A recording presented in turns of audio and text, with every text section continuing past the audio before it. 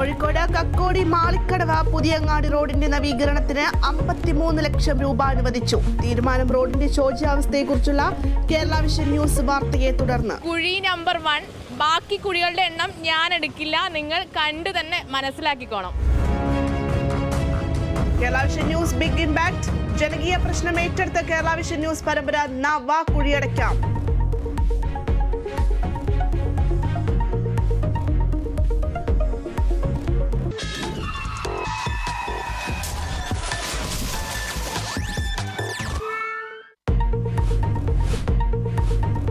NEET ചോദ്യപേപ്പർ ചോർച്ചയിൽ parliament പ്രക്ഷുബ്ധം. സഭ നിർത്തിവെച്ച് ചർച്ച ചെയ്യണമെന്ന് രാഹുൽ ഗാന്ധി.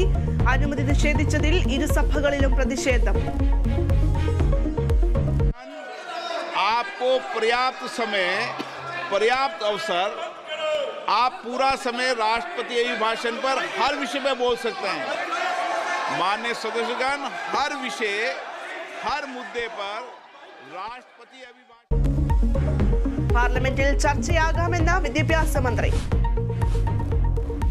വടകരയിലെ കാഫിർ ഫേസ്ബുക്ക് പോസ്റ്റ് നിയമസഭയിൽ ഉന്നയിച്ച് പ്രതിപക്ഷം. കേസിൽ അന്വേഷണം നടക്കുന്നുവെന്ന് മന്ത്രി MP രാജേഷ്. മന്ത്രി യഥാർത്ഥ ചോദ്യത്തിൽ നിന്ന് ഒഴിഞ്ഞു മാറുന്നുവെന്ന് പ്രതിപക്ഷം.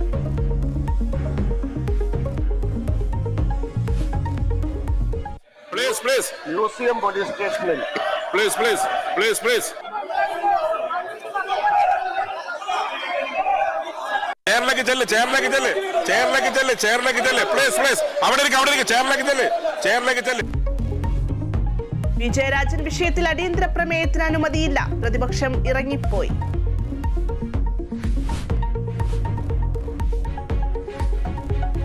നമ്പിനാരായണനെതിരായ ISRO ഗൂഢാലോചന കേസിൽ പ്രതികൾക്ക് നോട്ടീസ് അയച്ചു കോടതി.